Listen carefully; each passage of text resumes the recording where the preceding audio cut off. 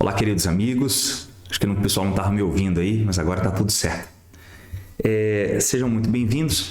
Hoje nós vamos falar sobre um tema que interessa a cada um de nós, que é a luta entre o bem e o mal, a extirpação do mal no mundo.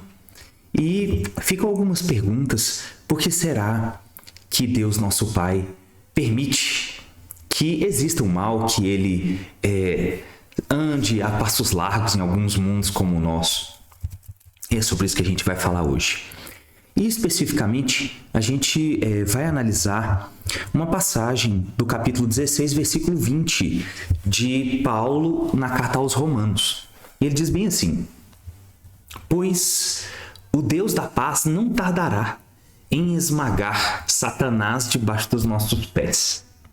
A primeira coisa que a gente tem que esclarecer sobre essa passagem é que o povo judaico viveu sob o domínio dos persas.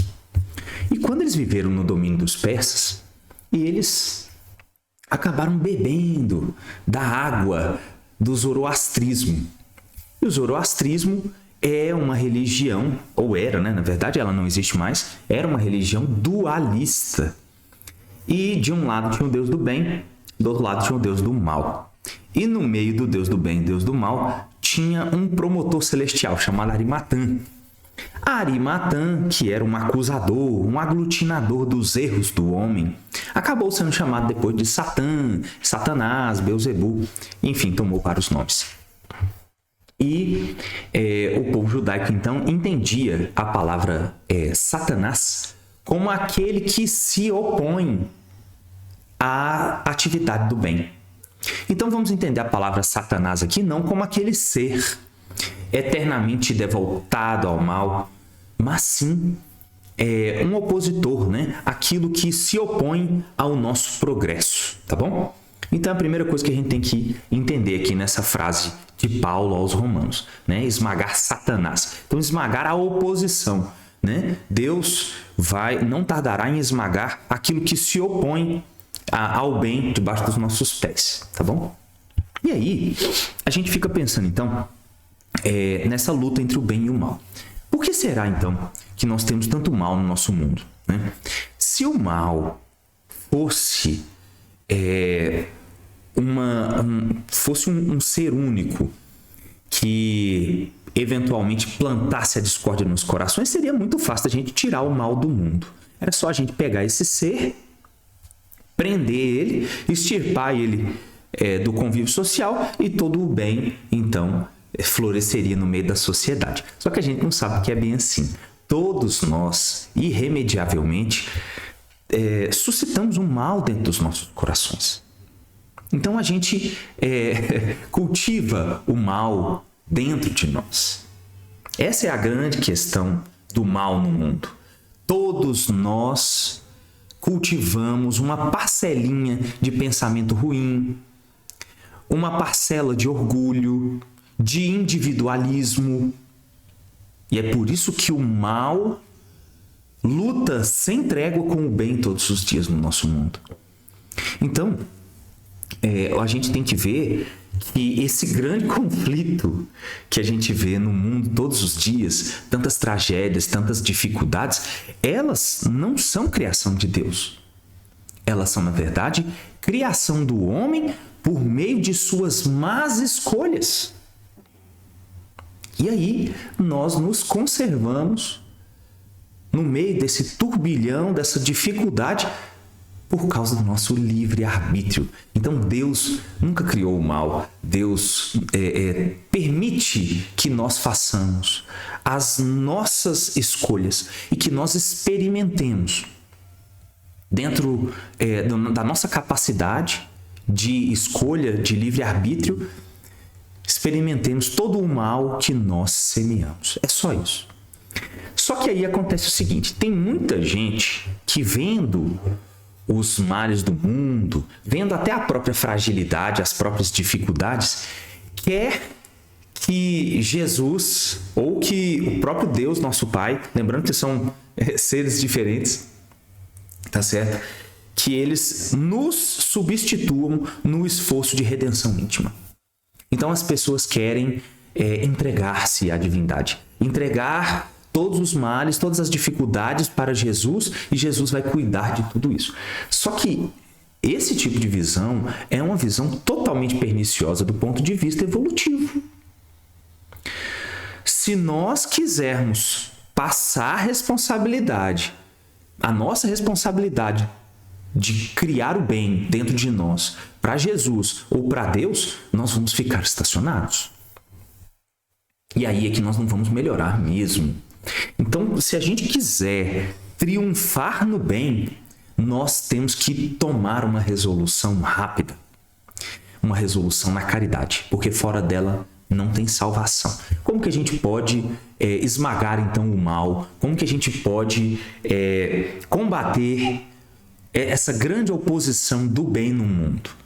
Por meio de ações simples. Nós não somos pessoas, como se diz, importantíssimos no mundo, nem temos grandes poderes, mas o nosso bem está dentro da nossa sociedade familiar, dos nossos amigos, da nossa atividade de trabalho. É ali que nós podemos redimir o mal e tornar o bem.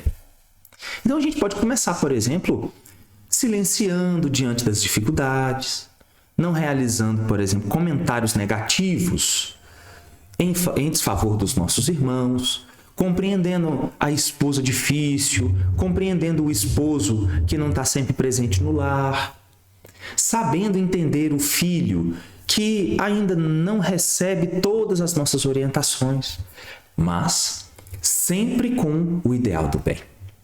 Então, a caridade ela pode ser exercida não somente por distribuição de pão, de comida nas ruas, mas também por meio da moralidade das palavras, da conduta no dia a dia.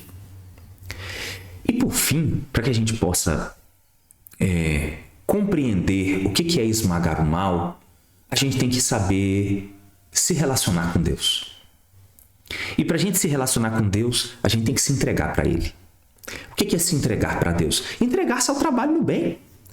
Lembra que Jesus havia dito que meu Pai trabalha e eu também continuo trabalhando. Então, se nós nos entregarmos ao trabalho do bem, nós estamos nos entregando para Deus. Nós estamos nos unindo a Deus nesse grande ideal de cessar a oposição do mal ao bem dentro do mundo. Isso é uma parte importantíssima para que nós possamos exercer essa grande luta sem tréguas entre o bem e o mal.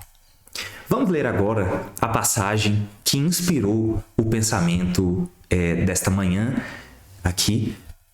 Vou espelhar aqui para vocês. Bom, esmagamento do mal. Em toda parte do planeta se poderá reconhecer a luta sem tréguas entre o bem e o mal. Manifesta-se o grande conflito sob as mais diversas formas e no turbilhão de seus movimentos muitas almas sensíveis, de modo invariável, conservam-se na atitude de invocação aos gênios tutelares para que estes venham à arena combater os inimigos que as atordoam, prostando-os de vez. Solicitar auxílio ou recorrer à lei de cooperação representam atos louváveis do espírito que identifica a própria fraqueza.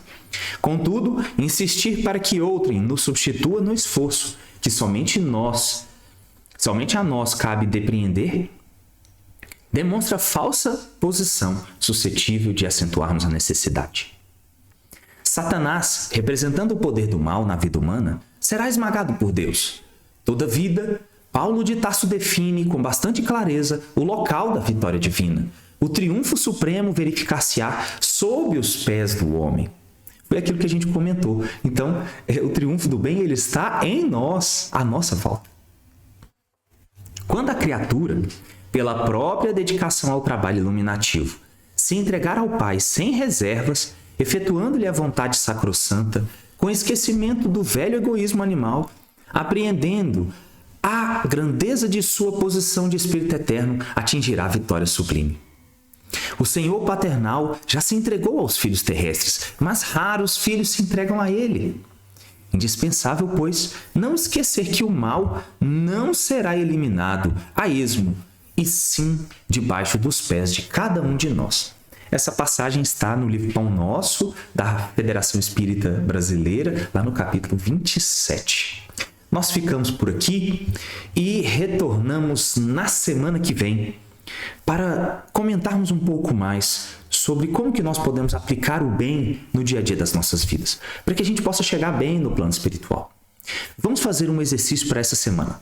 Vamos tentar exercer o bem, primeiramente para nós, porque é necessário reformar o bem debaixo dos nossos pés, né? Retirar o mal de nós primeiro, para que a gente possa dar água límpida para os nossos irmãos, para que nós possamos divulgar o Evangelho, divulgar o bem na nossa vida.